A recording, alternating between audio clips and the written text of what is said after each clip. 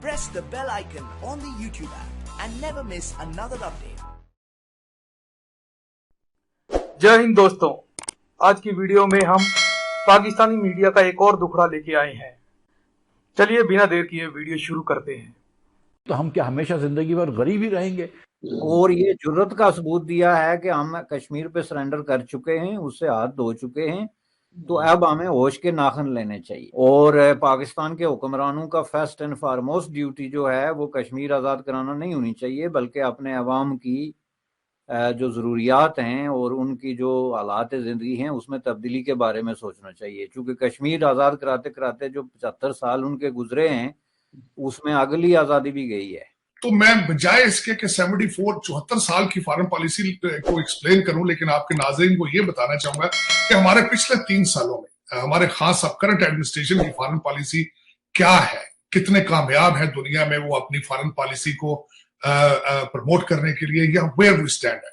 अब मैं उसको शुरू करना चाहूंगा कि खास साहब की सबसे पहले बात ये थी कि उन्होंने शुरू किया अपना जो बिगिनिंग थी फॉरेन पॉलिसी का, पहला छक्का उन्होंने यूनाइटेड नेशंस की स्पीच से लगाया, ट्रंप के साथ मोहब्बत में लगाया, एक सक्सेसफुल टूर का लगाया। पाकिस्तान गए तो उन्होंने कहा जी कि मैं एक दूसरा मैच वर्ल्ड कप जीत गया।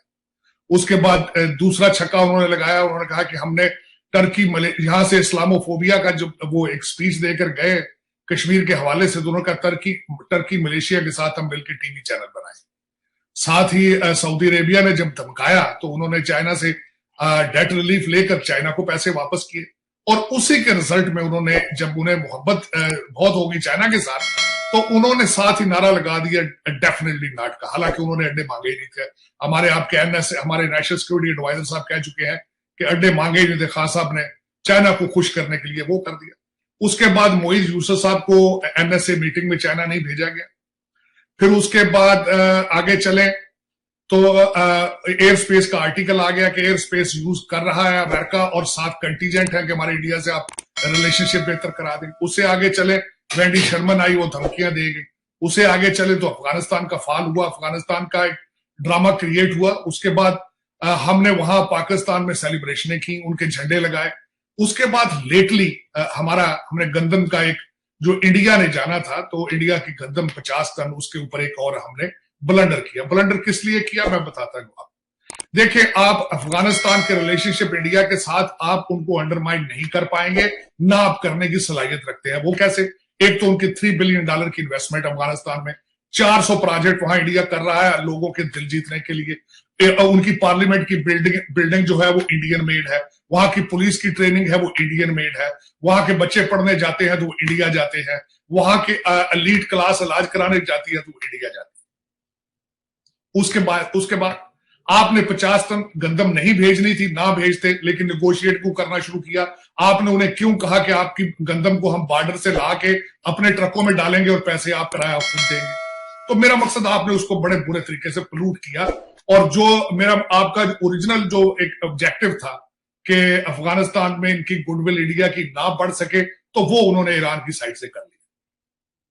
तो ये आपकी फॉरेन पॉलिसी का एक छोटा सा मैंने आपको प्रीव्यू दिया। अब मैं उसके बाद में आना चाहता हूं फ्रांस के बारे में। ये वही फ्रांस है जहां अभी तक पाकिस्तान का एम्बेसडर मौजूद नहीं है।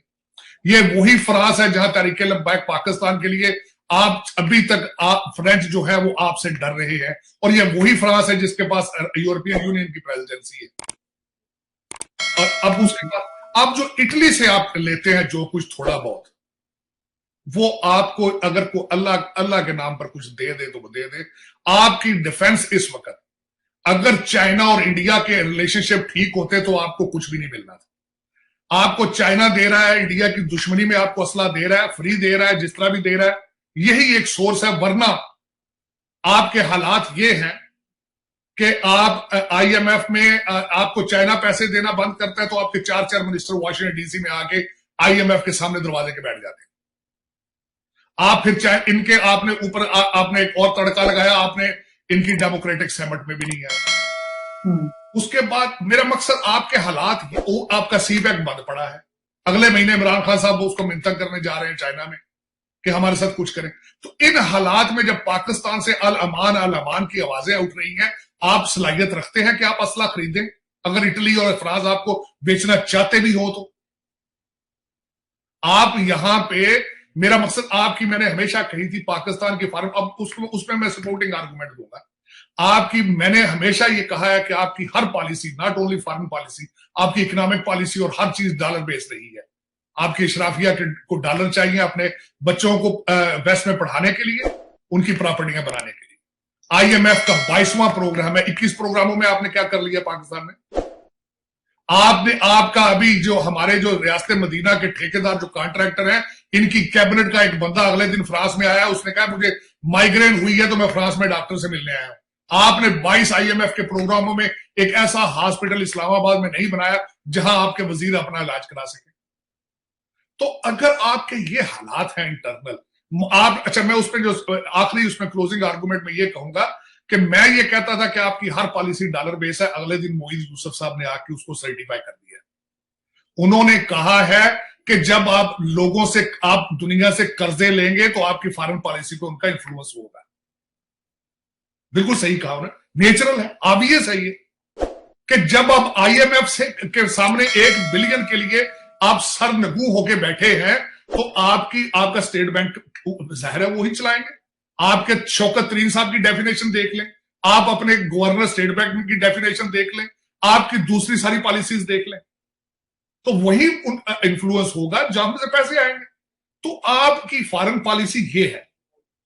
और असला लेने की सलाहियत मैंने आपको बता दी है कि जब आपके वजीर आजम सब खुद ने कहा है कि हमारी इकॉनमी इस वक्त हमारी नेशनल थ्रेट बन चुकी है, तो असला किस चीज से लेंगे आप?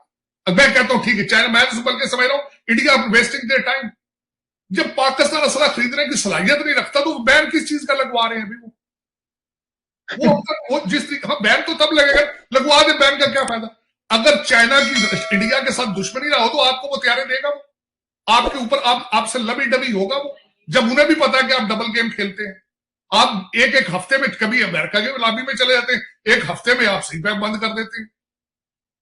ये इन हालात में मेरे ख्याल में अगर देखा जाए तो वो चाइना जो मर्जी, जो इंडिया जाके फ्रांस से कहे, इटली से कहे वो बंद करें ना करें, ये सब इज यूजलेस। आज जो आपका पाकिस्तानी पिस रहा है, पाकिस्तान के एवरेज शहरी की इनकम 16,000, उसकी तनख्वाह है 16,000।